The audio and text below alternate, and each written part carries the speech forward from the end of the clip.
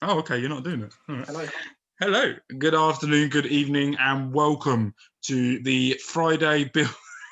The reason, all right. So if you're watching this, if you're listening to this, Ryan has got his hands in his head. Ryan, please explain why. No, sorry, just carry on. I prefer not to speak. Yeah, he's doing shit at Football Manager basically. So, and he's not happy. So welcome to the Friday episode of the Reading FC podcast today.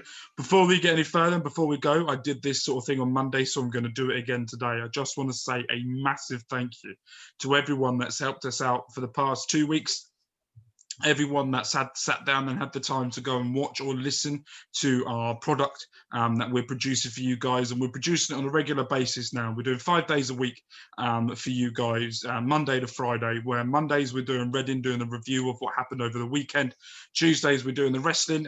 Excellent episode we did talking about Survivor Series. Really enjoyed that, so please go back and go and watch that. Wednesday, me and Josh sat down and we discussed Formula One and the Bahrain Grand Prix that's coming up this weekend, so go and check that out, where we built that up and discussed a bit about the track and when we thought about it and where we think what's going to happen. And yesterday, for you guys watching, which is today for when we record this, we did a Thanksgiving special NFL show where we reviewed the past week of what we thought happened last weekend, and we did a build up to this weekend as well.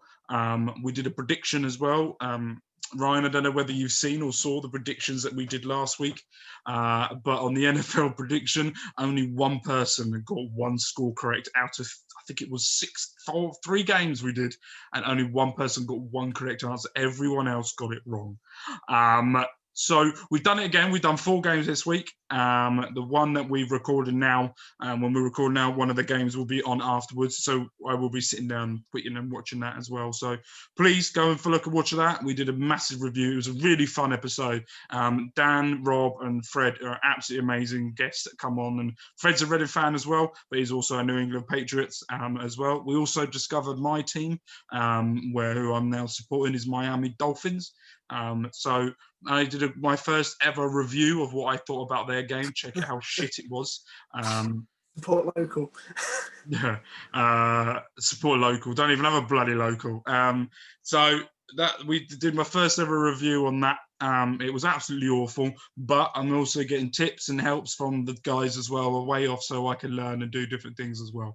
The normal jibber jabber what I normally do at the start of every single video or podcast or listen is, don't forget, down below in the description is all of our links to all of our social media pages. So please go and click on that, give us a follow, give us a like, and go and subscribe to our YouTube channel.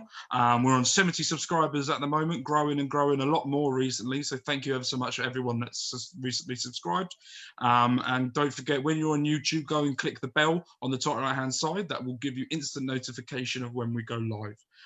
As well as, I think you could do the same thing with SoundCloud as well. Spotify will let you know and Apple Podcast definitely lets you know and gives you a notification when you subscribe to us as well, when we release a podcast for you guys as well. So go and check that out. Right, let's get into a bit of Reading. I want to say I had a really funny comment on the YouTube video, right? I'm going to take a drink because I want to swallow this in.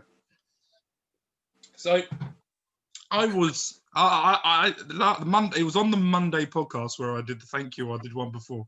I want Ryan to listen to this as well because I found this hilarious. Was when we did the podcast and when we were doing, I had a comment on the recent one who said, "Good podcast, good. Was it good podcast? You did well, but if you talked about Leeds United, you would get a lot more views." And I went, I had to be diplomatic about it. I was like, "Thank you very much. I'm not a Leeds United supporter, so I won't be doing it."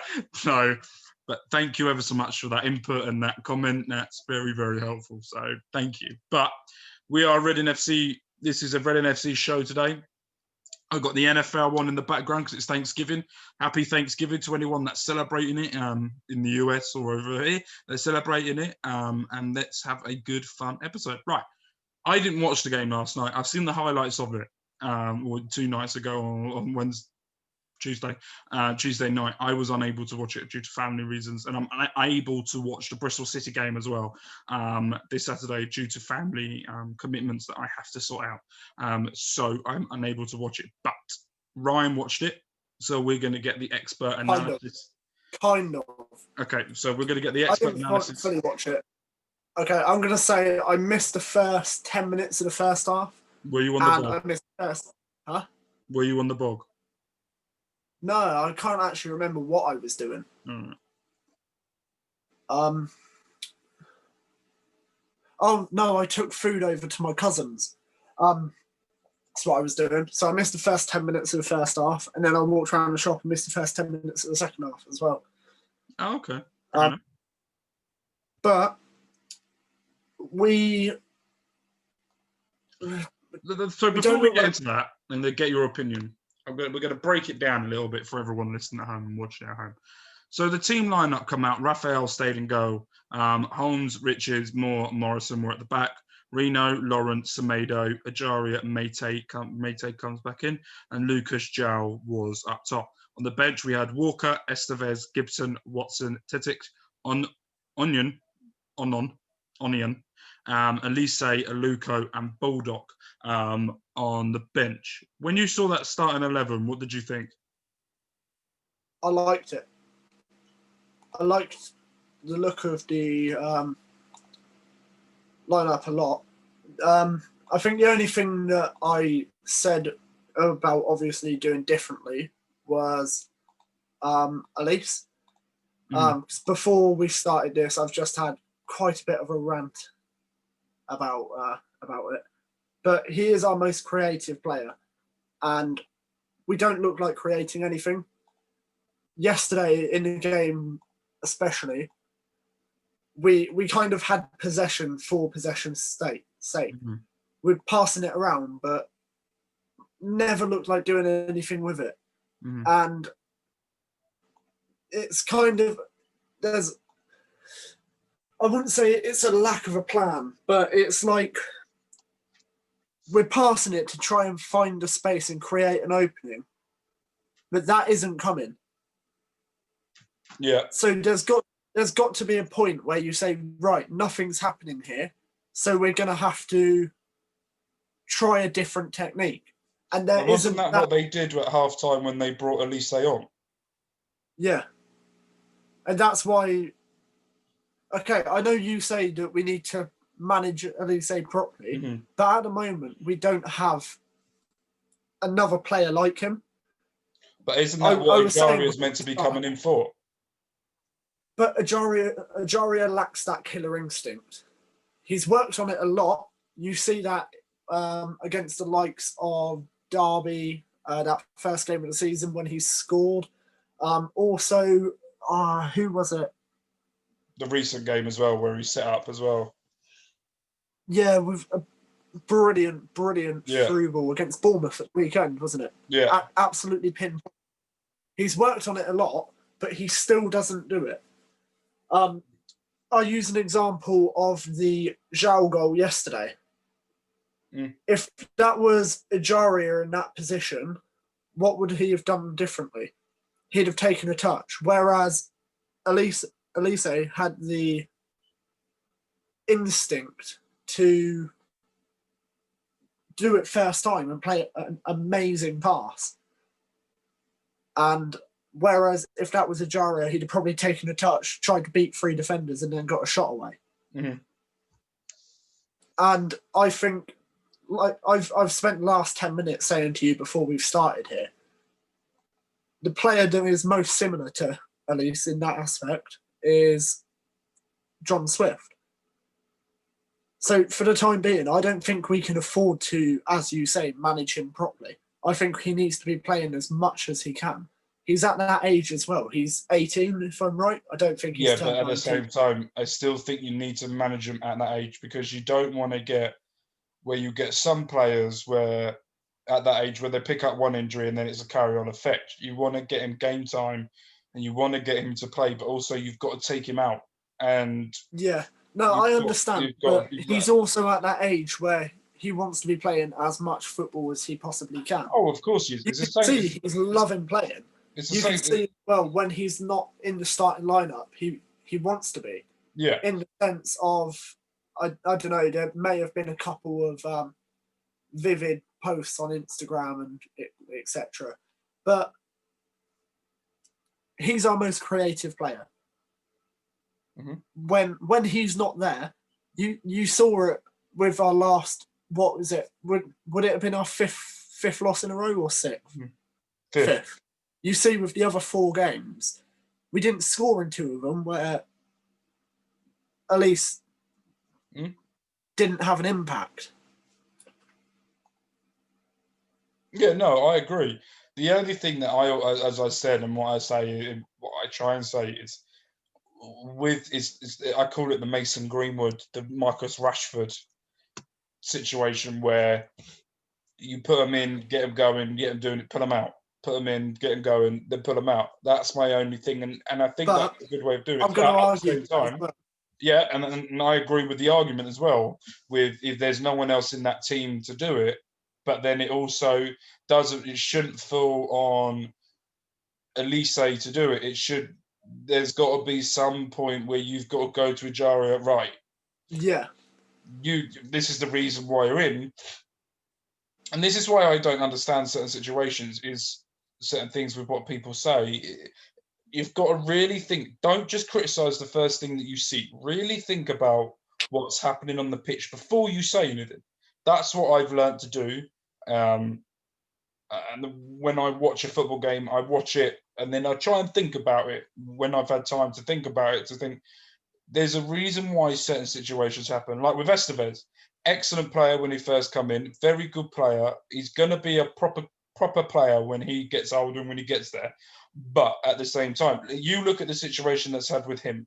He's been thrown in, started off well, should have taken him out a lot sooner, but then he dropped off, and he dropped off drastically. But at the same time, you look at other players as well that are doing it, and that's the one thing, you get contradicting and different opinions. It just depends on the manager, I think. Yeah. What I was going to say, you also get to the point where that player, you need to say, right, you're making an impact. You need to be playing as many games as you possibly can. I'll argue, like you said, Mason Greenwood. I don't know if you saw, but Phil Foden, of all people, was asked who's the best natural goal scorer you've played with. He said Greenwood. And that's a compliment when he's playing with the likes of Gabriel Jesus every week, Aguero every week.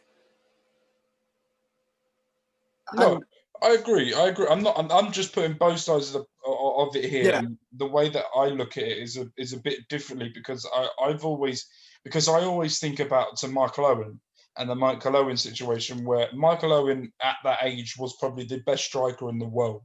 He picked up an injury when he was younger, and they kept rushing him back, and then he just kept picking up. And if you look at the end of his career, he just picked up an injury for just getting off the sofa. So for me, I'm always for players that need to be. I'm going to argue again. On the other hand, how long ago was that? 20 years? More than 20 years. But then at the same time, it's Reading. But then you've got to think about the club you're at as well, because Reading always pick up injuries for just walking onto a training pitch. So for a club like Reading, I think you've got to be very careful, because I don't know whether it's the training drills. I don't know whether it can't be the training drills, because it's happened with every manager that's come in. That there's something fundamentally wrong with either with the Reading medical staff or something for us to pick up so many injuries. Okay, so I want to throw you a question that I was going to ask you on Sunday. And finish what I was saying before. Yeah. But Elise is 18. He's at that age where what's the best way that he's going to improve and learn adapt? No, I agree. That's match practice. Yeah, no, I agree. So I think it's we've got other 18-year-olds in the youth setup. For example, people have been saying it about Tom McIntyre, Tom Holmes. They're at that age as well, where rather than people are saying send them out on loan so they can get match practice. Elise is doing that here. Mm-hmm. No, I agree. I'm being a double-ended sword because I'm at the age where I'm gonna. I'll tell you what. If I ever had a hat like that, just shoot me. Look, Jesus Christ. I'm always at the end where you've just got to be very careful when they're young, and then let them grow a bit when they get older. But when is give the them point match practice as well. But I'm always split with this one. Yeah. And I Okay. agree So with your question about situation that. because if we had other creative players, I get it. I agree with it that he could be taken in and out. And I think at this precise moment, he needs to be put in. But then I also agree with the manager saying taking him in and out because of trying to protect him in certain situations and do stuff like that. And you've got to try and get him thinking and working on it when he's on the bench and learning. And this is the prime age for him to learn and get understanding and work on things as well. So I'm in the middle with if he plays, I'm like, yeah, okay, that's good. We're gonna have someone creative. If he doesn't play, I'm going, okay, it's up to someone else to go in. I'm never one that goes that I see a lot of people do when they see the team sheet and he's not in it. Is well, we've lost. He's not in. It doesn't fall on But him. that's the case at the moment. We don't But I look don't like think doing it is. anything I when don't he's agree not with in the that. team. I don't agree with that because I think it doesn't fall on him to do it. I think it falls on the other 11 players to step up. And I think that's the situation we've had is you can see when we lost 3 in a row that the confidence just went. It went back to old school Reading. And you could tell that the old way of Reading was Yeah, the Reading way. but that's what I'm saying. It shouldn't be that shouldn't be the case, but it is the case. We don't look like scoring. We don't look like creating anything when he's not in the team. Because of that, he needs to be in the team. And the question I was going to ask about what you just said about being at that age, what is the age? Because now we're getting to the point in football where you're seeing like players at a very young age getting into the first team. Look at Ryan Sessegnon and his breakthrough season at Fulham. How old was he? And he played pretty much every week. Look at who was I thinking of just then? Come back to me on that one. That's But you're seeing players. I agree with you. I agree with you. I'm always in the middle. I'm in the middle with it. I'm in the middle situation where I get both sides. I understand both sides and I get it. It doesn't matter. It's like the way that I think Pep's did with Phil Foden was in and out, in and out, in and out, in. And I think that's probably the best way to do it with creative players like that is in and out and out. But then at the same time, they also have 25 other creative players in that team. And I get that. There's also, I always think of it as like a double-ended sword. Is you're damned to be wrong and you're damned to be right. And that's one of the situations I think. I want to ask you a question. I was going to ask this Sunday, but fucking my fault anyway, because of Sunday, but for you guys on Monday. Andy Yidom, has he become a liability now? No. But he gets injury after injury after injury after injury. Yeah, but that's because what I will pinpoint to you when I think that started as well, because I'm sure I can. Didn't it start the Barnsley game before COVID? No. I'm going back years. When we first signed him, that first season he played week in, week out. Then he went to the Africa Cup of Nations, played the whole tournament for Ghana, come back and had 2 weeks away from the squad before coming in and playing pre-season, and then went in, week out in the league again. And he was massively overplayed. And I remember saying after seeing that he was back in training 2 weeks after the Africa Cup Nations, I remember saying to someone, he's being rushed back into it. Yeah, but is it come to a point now where he has now become a liability because of the injuries? Because everyone's going, he comes back and then gets injured. I wouldn't say so, because the fact that he was rushed back a little bit. Obviously, we don't know how long he was training before, but he played a league game. But then that was okay. But then he got called up to the Ghana squad for them games, and he wasn't ready for that. And it could be a case of a repeat of Jordan Obita, where he comes back for 2 games, and if he played a third, he'd be out for 3 months. Mm-hmm. And I think that's what's happened. He's been rushed into it and picked up another injury. Okay. So another question for you that I didn't ask on Sunday, but I ask you now: should Raphael should have been dropped? Right. So I saw all the polls on Twitter saying stick with Raphael or go with Southwood. I'll be honest, on all of them, I voted Southwood.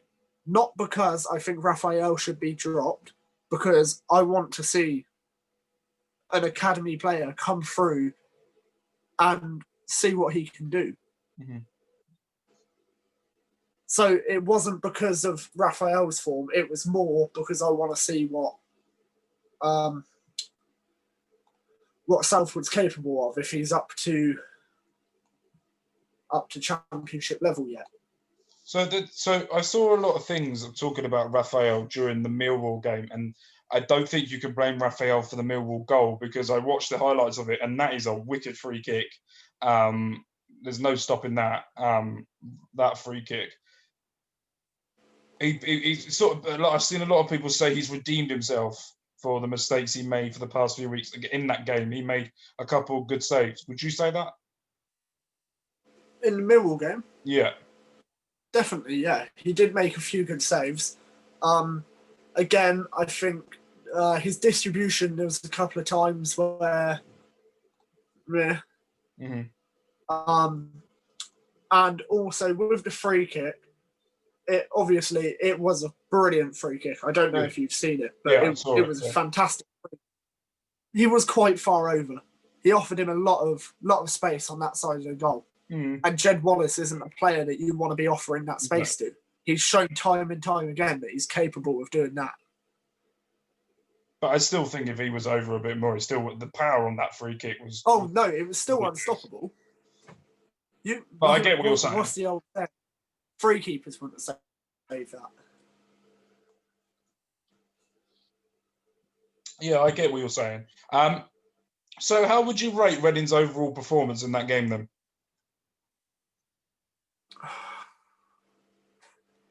I think, like the case of most of this season, you'd have to do it in 45s. I was going to ask that. Is it the same like the Bournemouth game? 45 crap, 45 Yeah. brilliant?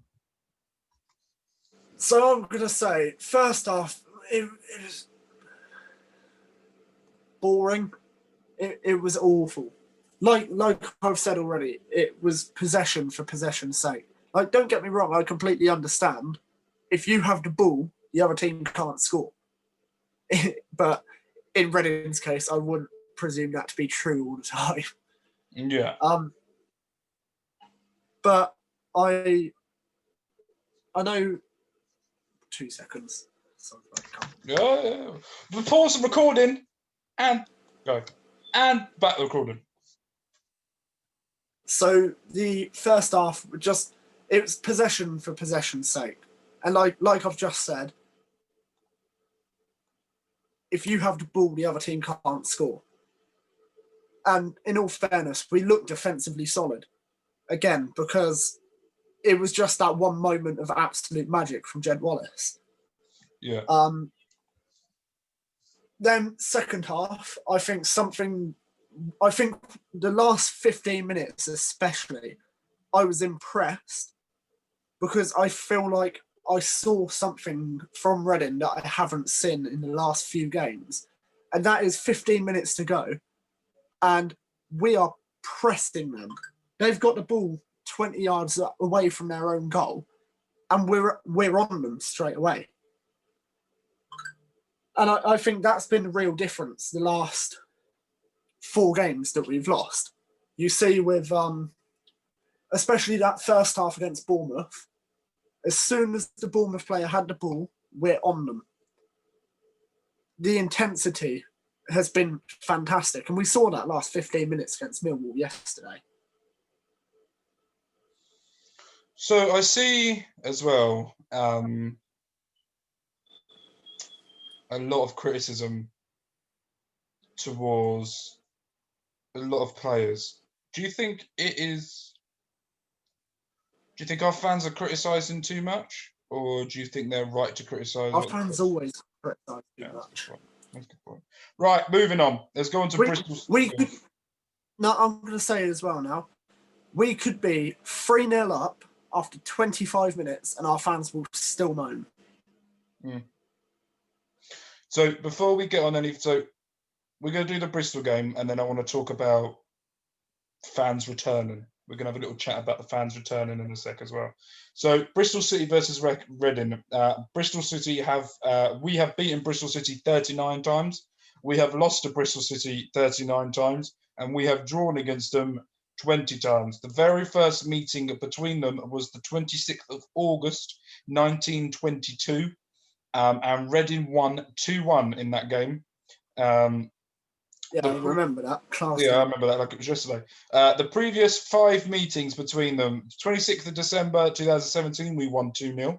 The 3rd of November 2018, we lost 3-2. The 19th of April 2019, we drew 1-1. The 5th of October 2019, we won 1-0. And we lost.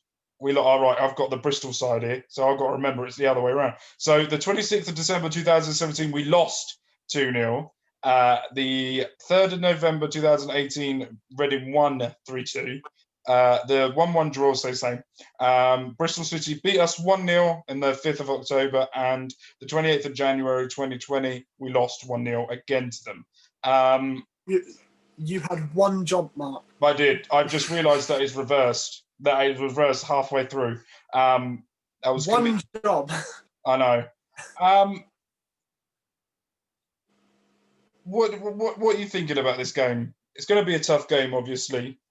Bristol are a very, very good team this year. I really don't know. Do you think Elise is going to start? Oh, no. Yes. Do you think he's going to come in for Semedo?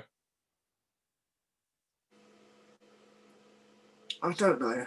I think he'll play instead of Mate, to be honest. How was Mate in that game?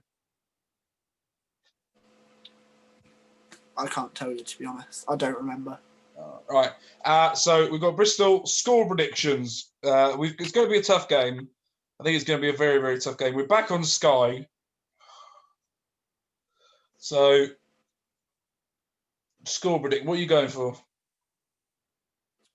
Are you looking back at what you said before? I thought yeah. On that piece of paper. Where is it? I'm just going to stick with what I said, and I'm going to do that every time now. So I'm going to go for a 3-1 Reading win. I'm going to stick by what I said. I said 1-1. Yeah, I really hope we can carry on. I know the classic Football Manager term, let's pick up where we left off. Yeah. But I really think if we do, then I see us being too much. Right. It was also announced today when we record this as well, or a few days ago, that fans will be returning back to stadiums in selected tiers. If you're in tier 1, you get 4,000 back. If you're tier 2, you get 2,000 back. If you're in tier 3, you don't get anyone back. There's no one allowed in. Today, when we record this as well, the tiers was announced this morning, and we are in tier 2. So there is a maximum of 2,000 Reading fans allowed back at the Medeski. Do you know what? It feels good to say, but it feels weird to say that we're allowed back in. It's like we should be allowed. It's one of those situations. It's just still mind-boggling to me.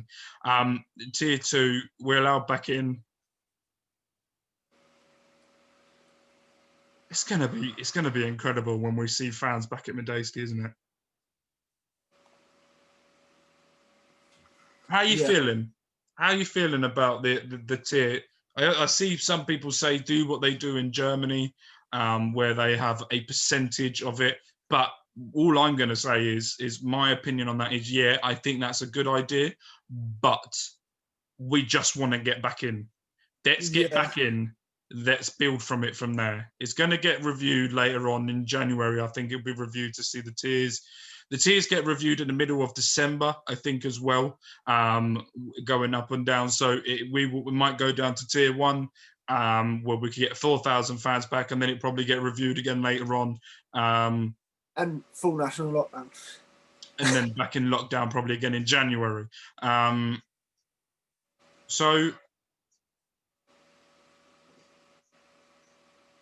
I don't really know what to say. It's going to be exciting if we do get tickets to go back. It's going to be interesting. How do you think Reading are going to do it? I think it's going to be based on the people that paid that 60 quid. I think the people that paid the 60 quid at the start of the season, where they said provisional season ticket was the 60 quid. I think they done it after sort of 3 or 4 games, because the original plan was that there was a possibility of fans being back in for the Watford game, wasn't it? Yeah. Yeah, there was fans that was meant to come back so for I that. think it was just before then. And then they said if you pay the 60 quid, that will go towards percentage off money you get for tickets until we can know when we can offer you a full season ticket going forward. I think it's going to go to those people first, and then it's going to go to points. Or those people plus the points it will go to.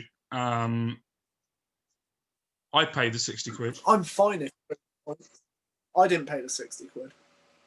I paid the 60 quid. I wanted to pay it because I wanted to make sure.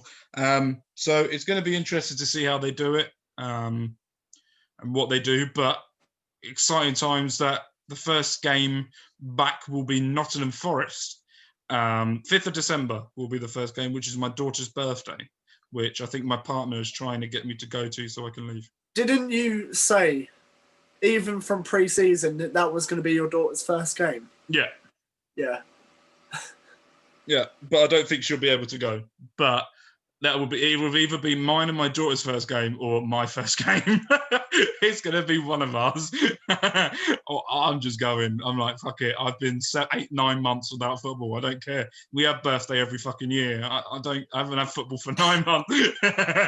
For like 8-9 months. I'm going. Toodles.